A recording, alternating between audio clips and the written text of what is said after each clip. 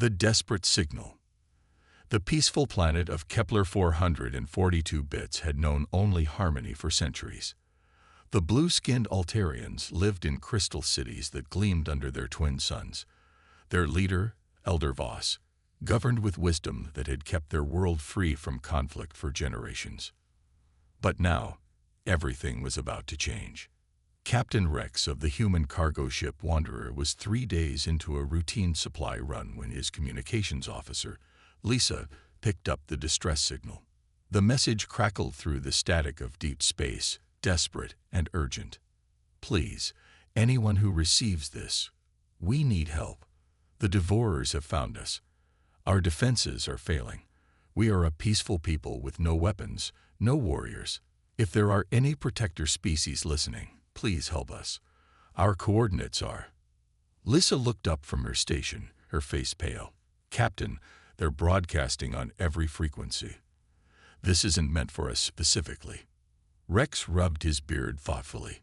The Wanderer was just a cargo hauler.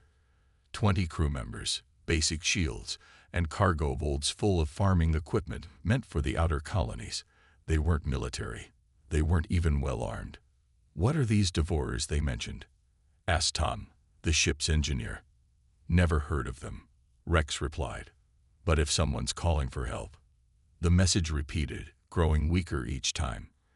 In the background, they could hear what sounded like explosions and screaming. Sir, Lisa said quietly, I'm picking up other signals now. Military chatter, something about a harvesting fleet approaching the Altarian system. Rex made his decision. Set course for those coordinates. Maximum speed. But Captain, Tom protested, we're not equipped for a rescue mission. We're haulers, not heroes. Maybe not, Rex said, staring at the star charts. But we're what they've got.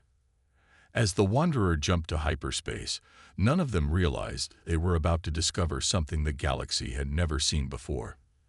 The Altarians had sent their plea hoping to reach the legendary Protector Guild, an alliance of warrior species known for their honor and strength. Instead, they had reached humanity, and humanity had a very different approach to helping those in need. The Devourers were already there when the Wanderer dropped out of hyperspace. Massive black ships, each the size of a city, surrounded the beautiful blue world. Smaller vessels swarmed like insects, descending toward the crystal cities that now burned with unnatural fire. Dear God, whispered Lisa. On the planet's surface, Elder Voss watched the sky burn. His people huddled in underground shelters as the Devourers began their harvest, not just of resources, but of the Altarians themselves. Their species would be enslaved, their world stripped bare. Did anyone answer our call? Asked his aide, a young Altarian named Kel. Voss shook his head sadly. The message was weak. We are too far from the core worlds. The Protector Guild will never reach us in time. Above them, explosions rocked the shelter as Devourer ground forces landed in the city.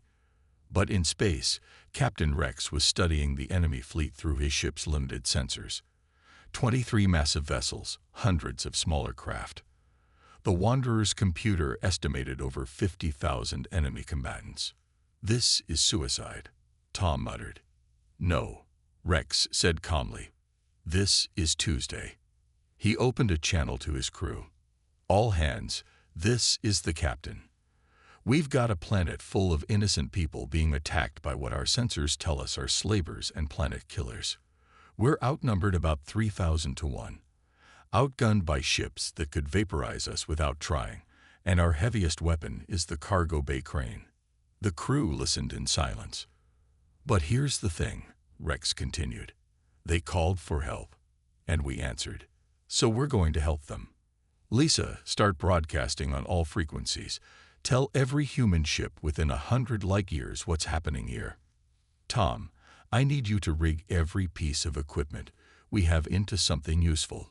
Everyone else, remember what your mothers taught you about bullies. As the small cargo ship moved toward the massive enemy fleet, the Devourers barely noticed it. One tiny vessel against their armada, hardly worth their attention. They had never encountered humans before. They had no idea what they were about to face. The galaxy was about to learn that when you call for help, sometimes you get exactly what you need, even if it's not what you expected. First Contact Protocol. The Devourer Fleet Commander, War Master Grix, barely glanced at the sensor readings when his aide reported the approaching vessel. One small ship, Commander. Cargo class. Should we destroy it? Ignore it. Grix growled, his 4 eyes focused on the planet below. Probably running away. Let it flee and spread word of our power. But the Wanderer wasn't fleeing. It was accelerating. Captain Rex stood on his bridge, watching the massive enemy ships grow larger on the screen. Tom, tell me you've got something. Well, Tom said, wiping grease from his hands, I've rigged the cargo bay doors to explosive bolt release. We can dump our entire load in about 3 seconds. And I've connected the mining charges we were carrying to the ship's battery. Mining charges? For the colony. Rock-breaking stuff. Each one can crack a small asteroid. Rex smiled. How many? 200 cases. Lissa looked up from her station. Captain, I'm getting responses to our distress call. The freighter New Boston is changing course. They'll be here in 6 hours. And there's chatter from the mining station at Kepler 438. They're sending whatever they can. 6 hours, Rex muttered. We need to buy time. On the planet's surface, Elder Voss felt the ground shake as another section of his city collapsed. The Devourers had landed in force, their black armored soldiers herding civilians into transport pods. Elder, Kel whispered, there's a ship approaching the enemy fleet. Voss looked at the small screen in their shelter. One tiny vessel against the massive armada. Fools, he said sadly. They'll be destroyed in seconds. But instead of attacking the ship, the Devourers seemed to be ignoring it. That was their first mistake. The Wanderer slipped between 2 of the massive harvester ships, using their own bulk to hide from sensors. Rex had shut down all non-essential systems, making his ship look like floating debris. There, he whispered, pointing at a cluster of smaller vessels. Those are their troop transports. Take them out, and we slow down the ground invasion. How exactly are we taking anything out? Lissa asked nervously. Rex grinned. Tom, remember what happened when we accidentally vented atmosphere near that asteroid field last year? Tom's eyes widened. The debris cloud. It took out half the rocks in a 10-kilometer radius. Exactly. And what do we have 200 cases of? Mining charges that are basically controlled explosions. And a cargo bay that can dump its entire contents in 3 seconds. Understanding dawned on Tom's face. We're going to turn ourselves into a giant shotgun blast. The Wanderer moved silently through the enemy formation. Rex had done this kind of precision, flying while dodging asteroid belts for years. The Devourers, confident in their overwhelming force, weren't expecting anything subtle. Target the fuel lines on those transports, Rex said quietly. One good debris field should chain react through their entire supply cluster. They were 50 meters from the enemy ships when War Master Grix finally noticed them. What is that vessel doing? He roared. Why is it in our formation? Scanning now, Commander. It appears to be. Releasing cargo. The Wanderer's bay doors exploded open.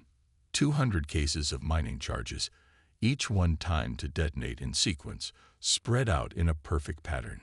Tom had calculated the dispersal to create maximum chaos in minimum time. The first explosion lit up space like a small sun. The second took out a troop transport's fuel tank. By the 10th, the entire supply cluster was a chain reaction of fire and debris. What is DA-8? Grix screamed as 12 of his support vessels vanished in the inferno. Unknown, Commander. The small ship just exploded everything. But the Wanderer was already gone, using the chaos to slip away into the shadow of another harvester ship. On the planet, Elder Voss watched in amazement as fireballs bloomed in the sky above. What are they doing up there? I don't know, Kel replied, but they just destroyed a dozen enemy ships with one attack. Rex was already planning his next move. "Lisa, patch me through to the planet. Let them know help is coming." The transmission crackled through to the Altarian shelters. "This is Captain Rex of the human cargo vessel Wanderer. We received your distress call. Hold on down there. We're buying you time until the cavalry arrives." Elder Voss stared at the communicator. "Human. But we called for the Protector Guild." "Yeah, well," Rex's voice came back, calm despite the chaos around him. "You got us instead, and we don't leave people behind." War Master Grix was no longer confident. These humans had just proven they were dangerous in ways he'd never encountered. His forces were trained to fight warriors and soldiers, not cargo haulers who fought like they had nothing to lose. The new Boston arrived first, followed by 3 mining ships, a passenger transport, and 2 more cargo haulers. Not exactly a battle fleet, but Captain Rex had worked with worse odds. "This is Captain Maria Santos of the New Boston," came the voice over the radio. "Rex, what's our situation?" 21 enemy capital ships remaining, maybe 300 smaller vessels. They're harvesting the planet and enslaving the population. And our assets. Rex looked around his bridge. 7 human ships, total crew of maybe 120. The mining ships have industrial cutters and rock crackers. The passenger transport has, really good engines. There was a pause. "So we're slightly outgunned." "Just a bit." Captain Santos was quiet for a moment. Then her voice came back with a tone Rex recognized. The same one his mother used when she decided the kitchen floor was dirty and wasn't going to stay that way. "Well," Santos said, "I guess we'll have to get creative." War Master Grix watched the new arrivals with growing concern. 7 more small ships shouldn't have worried him, but these humans had already proven they didn't fight by any rules he understood. "Commander," his aide reported, "the humans are talking to each other. A lot. And they're moving in some kind of formation." "What kind of formation?" "I don't recognize it, sir." That was because the formation was something only humans would think of. The mining ships spread out in a wide net, their industrial equipment modified for combat. The cargo haulers positioned themselves as mobile weapons platforms. And the passenger transport. "The fast ship is doing what?" Grix demanded. "It's flying directly at our command vessel, Commander. Very fast." The passenger transport Swift Arrow had been built for luxury travel between core worlds. It was sleek, fast, and completely unarmed. Captain Jake Miller had filled the passenger compartments with every explosive device his crew could find. "This is Miller," he announced on the open channel. "I'm making the delivery to the big ugly ship in the middle. Special express service." The Swift Arrow streaked through the Devourer formation at nearly light speed, too fast for their weapons to track. At the last second, Miller and his crew evacuated to the escape pods as their ship, loaded with improvised bombs, slammed into the command vessel's bridge. War Master Grix barely survived the explosion that killed half the senior staff. While the Devourers reeled from the suicide attack, the mining ships went to work. Their rock-cutting lasers weren't designed for ship-to-ship combat, but they could slice through asteroid belts. Devourer hull armor proved surprisingly similar to space rock.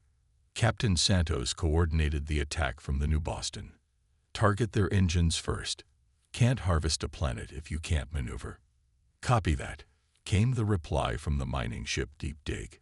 "Cutting through their propulsion systems now." The industrial lasers carved through enemy ships like hot knives through butter. Each mining vessel could disable multiple Devourer craft before they could react. On the planet, the invasion ground forces suddenly found themselves cut off as their transport ships were systematically destroyed above them. Elder Voss emerged from the shelters as the bombing stopped. In the sky, he could see the fires of burning enemy vessels. "Elder," Kel said, staring at the tactical display. "They're winning. 7 small ships are defeating an armada. How is that possible?" The answer came from Captain Rex's voice over the communicator. "Because we're too stupid to know when we're beaten, and too stubborn to quit when we should." But the humans weren't done yet. As more Devourer reinforcements arrived from the outer system, they found themselves facing something unprecedented. An entire species that treated impossible odds as a personal challenge. The cargo hauler Strongback had rigged its loading cranes as massive kinetic weapons, hurling shipping containers at enemy vessels like artillery shells. The transport Safe Journey was using its passenger shuttles as guided missiles, each one packed with mining explosives. Even the maintenance ship Fix-It had joined the battle, using its repair drones to attach explosives to enemy hulls. War Master Grix, commanding from his damaged bridge, couldn't understand what he was seeing. They're using cargo equipment as weapons. They're turning passenger ships into bombs. What kind of species fights this way? His aide, studying the tactical data, could only shake his head. I don't know, Commander. But they're calling themselves humans, and they seem to think this is normal. What War Master Grix didn't know was that Captain Rex had been busy during the battle. While his fellow humans engaged the Devourer fleet, he'd been analyzing their technology, their tactics, their weaknesses. Lisa, he said quietly, are you still recording their communications? Every frequency, Captain. Why? Because I think I know how they coordinate their attacks. And if I'm right. Rex paused, studying the data flowing across his screens. Tom, how much power can we divert to our transmitter? All of it, if you don't mind losing life support. We won't need life support if this doesn't work. The Devourers used a quantum-linked communication system that allowed instant coordination across their entire fleet. It was sophisticated, encrypted, and absolutely vital to their military effectiveness. It was also completely unprepared for what humans call aggressive debugging. Rex had spent years fixing broken communication arrays on cargo ships. He knew how to make signals stronger, weaker, or in this case, completely chaotic. Boosting signal now, Tom announced as the Wanderer's power systems strained to maximum output. The effect was immediate. Across the Devourer fleet, communication systems began malfunctioning. Orders became garbled. Coordinates scrambled. Ships that should have been working together suddenly found themselves firing on each other. What's happening to our communications? Grix demanded. Unknown interference, Commander. Something is jamming our quantum links. That's impossible. Our encryption is unbreakable. But Rex wasn't trying to break their encryption. He was simply overloading their entire system with so much garbage data that nothing useful could get through. It was like shouting so loud that no one could hear anything else. With their coordination broken, the Devourer fleet began to fall apart. Ships collided as they received conflicting navigation data. Weapons systems fired randomly as targeting information became corrupted. Captain Santos saw the opportunity immediately. All ships, they're blind and confused, pressed the attack. The human vessels, coordinating through simple voice radio, tore through the chaos with precision strikes. Mining lasers carved up ships that couldn't coordinate their defenses. Improvised missiles found targets that couldn't communicate evasive maneuvers. On the planet's surface, the stranded Devourer ground forces watched their support fleet burn in the sky above. Elder Voss stood in the ruins of his crystal city, no longer hiding in shelters. They did it, he whispered. 7 small ships defeated an armada. But the humans weren't finished yet. Captain Rex, came Santos's voice over the radio. We're detecting more enemy ships approaching from the outer system. Looks like their main battle fleet. Rex looked at his tactical display. 40 more ships, these ones bigger and better armed than the first wave. Well, he said calmly, I guess we'll need to get more creative. More creative? Lisa asked. Captain, we just turned a cargo hauler into a fleet communications jammer. How much more creative can we get?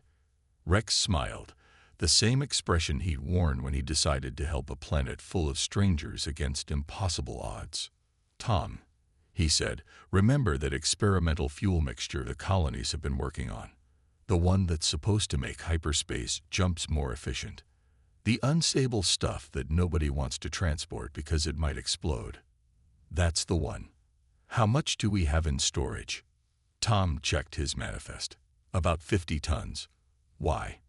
Because I just figured out how to turn a cargo ship into the galaxy's largest hyperspace mine.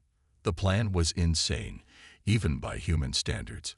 Rex would load the experimental fuel into shipping containers, jump to hyperspace, then drop out right in the middle of the approaching enemy fleet. The unstable fuel, exposed to the energy fluctuations of a hyperspace exit, would create a chain reaction that would tear through multiple dimensions.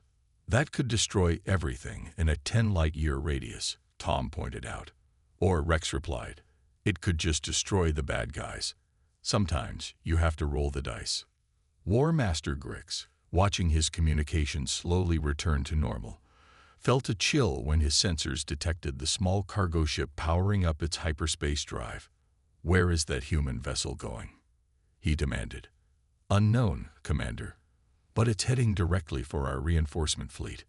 Grix had learned to fear human unpredictability. Stop them. But it was too late. The Wanderer vanished into hyperspace, carrying 50 tons of the most dangerous fuel in known space directly toward 40 unsuspecting Devourer warships.